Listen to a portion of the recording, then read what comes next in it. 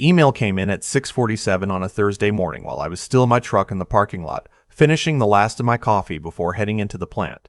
I almost didn't read it right away. I had 17 unread messages from the night before, supplier confirmations, a quality flag from second shift, the usual noise. But the subject line stopped me cold. Bonus structure review, effective immediately. I set my cup on the dash and read it twice. Then I read it a third time. Our division had just closed out the strongest quarter in the company's 42-year history. Our on-time delivery rate was 99.1%. Our defect rate had dropped to 0.3%, half the industry benchmark.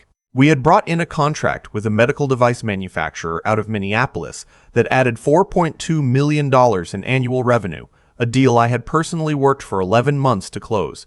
The regional VP had sent a congratulatory message to the whole floor 3 weeks earlier. There had been talk of expanding our shift capacity, and now this email, signed by someone I had known for exactly 6 weeks, was telling me that the performance bonuses that my team had been counting on, bonuses that some of them had already factored into home repairs and kids' tuition and car payments, had been restructured pending strategic realignment. No amount, no timeline, no explanation beyond that phrase, which meant nothing and everything at the same time. I sat in that parking lot for another 4 minutes. Then I picked up my bag, walked through the side entrance, badged in, and went straight to my office without stopping to talk to anyone. I needed to think before I said a single word out loud. His name was Colton Marsh. He was 31 years old. He had an MBA from a school I will not name, but whose graduates tend to show up in rooms where they announce things to people who actually built what they're now in charge of dismantling. His uncle was Raymond Marsh, the founder and majority shareholder of Marsh Precision Components, the company I had worked at for 14 years. Colton had been brought in 6 weeks earlier as Chief Operating Officer, not VP of Operations, not Director of Strategic Initiatives, COO, reporting directly to Raymond, with authority over every operational division, including mine. I was Director of Manufacturing Operations. I had been doing this job, or some version of it, since I was 29. I knew every machine on that floor. I knew which suppliers would call back on a Saturday and which ones you had to chase. I knew that the HVAC in Building C ran cold in February and that second shift always underreported micro stoppages because they didn't want to deal with the maintenance paperwork. I had spent 14 years learning things that cannot be taught in a classroom and cannot be inherited from an uncle. The first time I met Colton, he walked into my office at 7:15 in the morning without knocking, looked around at the whiteboards and the shift reports and the laminated process maps I'd built over years, and said, "So you're the one still running manual scheduling?" Not a question, a verdict. I told him we used an integrated ERP system that had been customized for our production environment and that our scheduling accuracy was among the highest in the regional network. He nodded the way people nod when they've already stopped listening. Then he told me he was excited to bring some next-generation operational thinking to the floor and walked out. Over the next 6 weeks, he did the following things. He restructured 2 supplier agreements without consulting anyone in procurement, which resulted in a $34,000 materials delay in week 4. He introduced a new KPI dashboard that tracked 17 metrics, most of which had no bearing on our actual output. He gave a presentation to our largest client, a Tier 1 automotive supplier out of Detroit, in which he used the phrase frictionless value chain ecosystem 4 times. And I watched their operations director write something on his notepad and underline it, and he approved a headcount freeze that prevented us from backfilling 2 positions on first shift that we desperately needed. He also sent a lot of emails with "let's circle back offline" in them, and replied to direct questions with other questions. I said nothing. I did my job. I kept my team focused and moving, and we delivered the best quarter the company had ever produced. And then he sent that email about the bonuses. I want to be honest about what happened inside me when I read that email. It wasn't just anger, though there was plenty of that. It was something colder. It was the feeling of watching someone who has never built anything walk into a room and casually destroy what took other people years to create, and knowing that if you react the way you want to react, you become the problem. You become the one who can't adapt. You become the one who resists change. I had seen it happen to good people. I had watched a plant manager in Dayton get pushed out after 30 years because he raised his voice in the wrong meeting. I knew how this worked, so I didn't raise my voice. I didn't send a reply to that email. I didn't go find Colton in his office and tell him what I thought of him.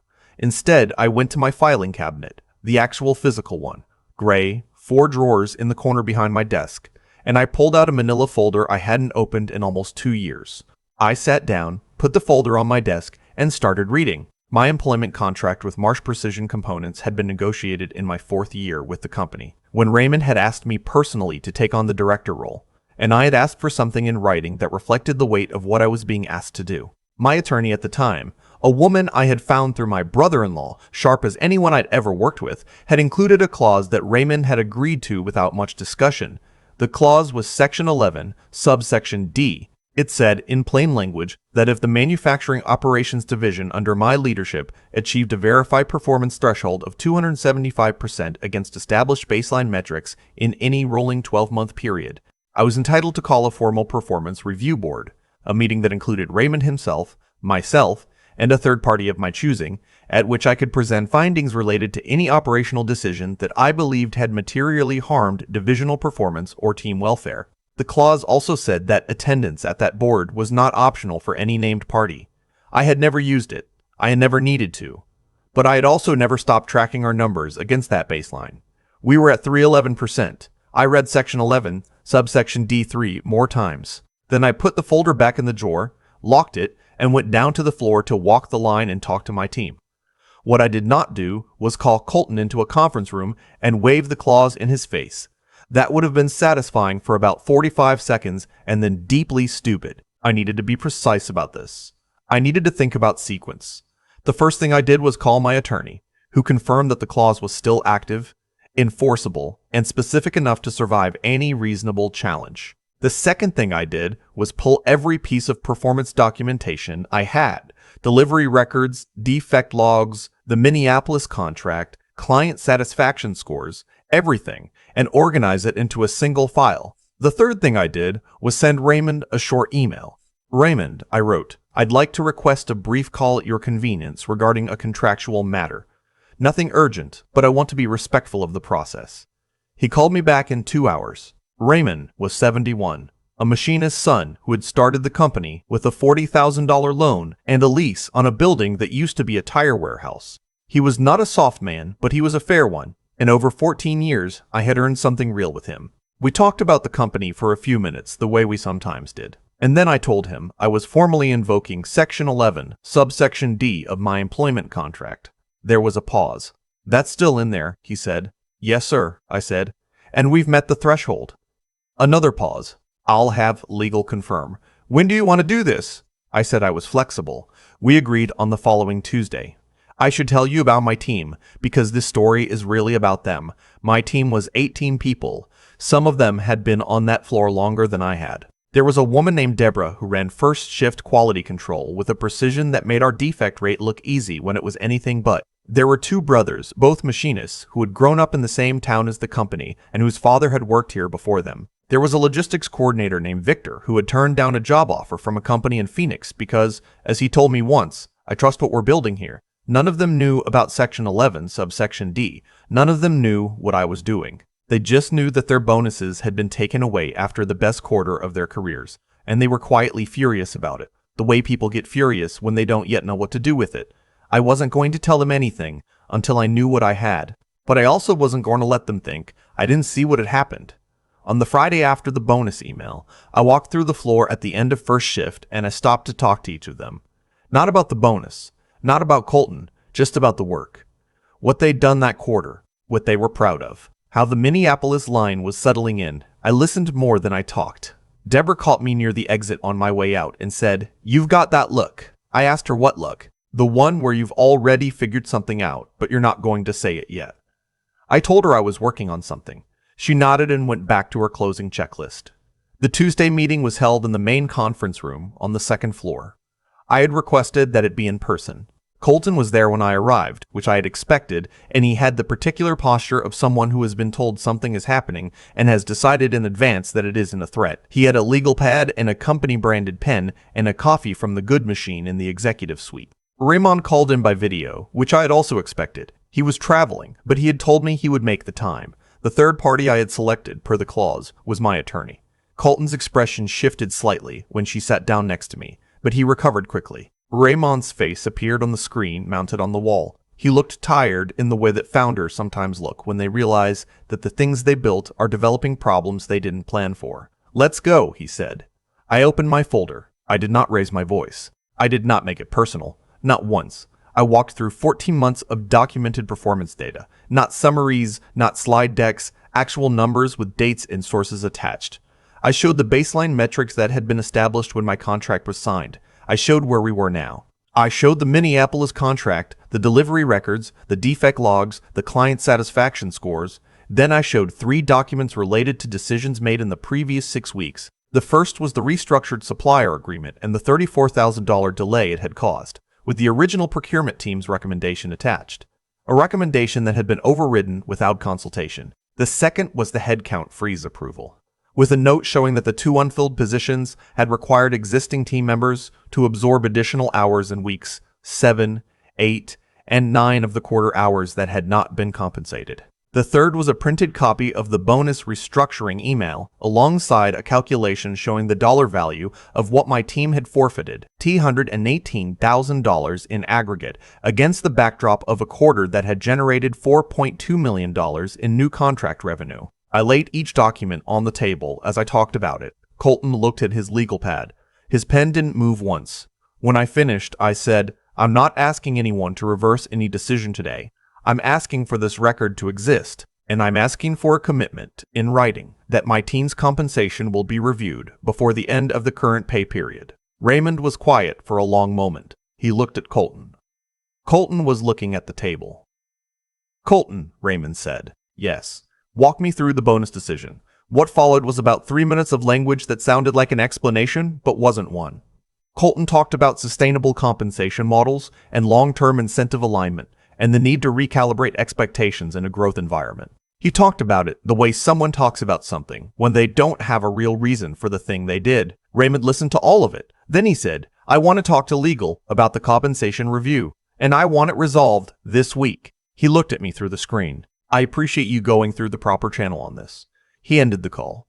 Colton sat in the room for another moment. Then he picked up his legal pad and his branded pen and his coffee, and he walked out without saying anything to me. My attorney closed her folder, made a note on her legal pad, and said, "That went about as well as it could." I found out later, through Raymond, who called me personally, that the conversation between him and his nephew that evening was not a short one. I don't know exactly what was said. Raymond didn't share details, and I didn't ask for them.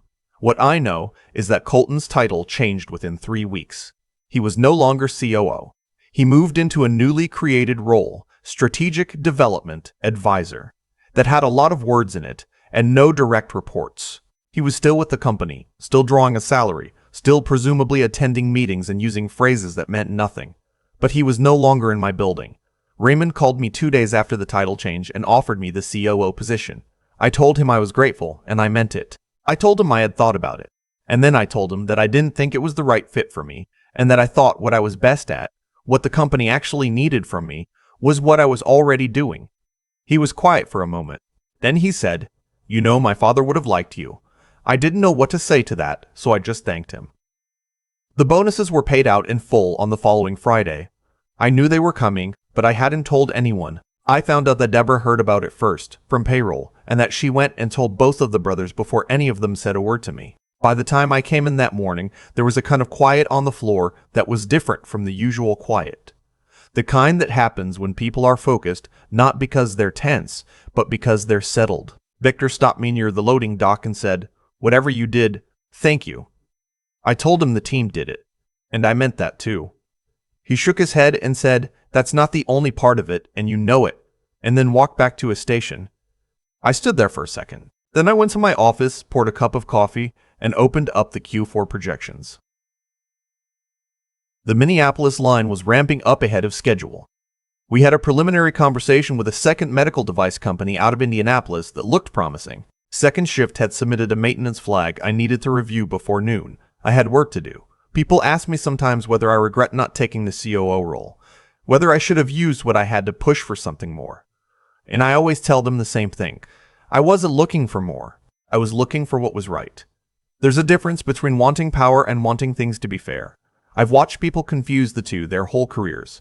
I've watched people build cases and file grievances and win arguments and still lose themselves somewhere in the middle of it because they forgot what they were actually fighting for. I knew what I was fighting for. It was the same people it had always been. That's not a lesson they teach in business school. It's not something you inherit from a successful uncle. You learn it by showing up at 6:45 in the morning and knowing the names of the people who were there before you and understanding that the number on the quarterly report is just the surface of something that runs a lot deeper. Results matter. But results don't happen on their own. I closed the projections file, picked up my coffee, and walked back down to the floor. I still think about the moment Raymond asked Colton to walk him through the bonus decision. Not because of what happened next, but because of what didn't happen. Colton didn't lie exactly. He just talked in circles around something he couldn't actually defend, and the room knew it, and he knew the room knew it, and still he kept talking. That's what happens when someone has spent their whole life in environments where confidence substitutes for competence. You stop learning the difference between the two. I'm not going to pretend I didn't feel something sitting across that table. I did, but it wasn't the satisfaction I expected. It was more like relief.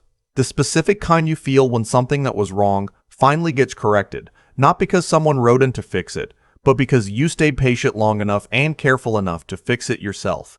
That patience wasn't passive. People sometimes confuse the two.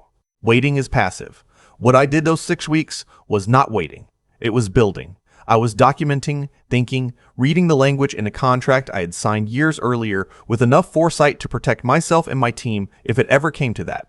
That's not luck. That's the kind of thinking that only develops when you take your work seriously enough to understand every layer of it, not just the part you're assigned, but the context around it, the agreements underneath it, the leverage that exists if you're disciplined enough to find it. Deborah once told me that the people who last in this industry are the ones who know the difference between what they can control and what they can't. She wasn't talking about strategy, she was talking about character. You build it slowly, through years of showing up and doing the unglamorous work and treating people like they matter even when no one is watching.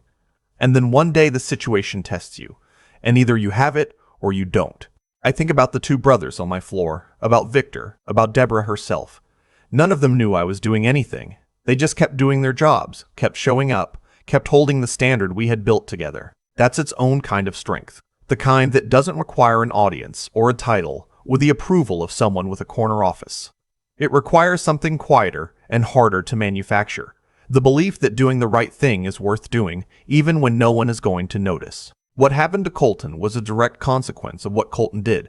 Not punishment, not revenge in the dramatic sense. Consequence. He made decisions that weren't grounded in understanding, without the humility to learn what he didn't know. And eventually those decisions produced the paper trail that told a story he couldn't talk his way out of.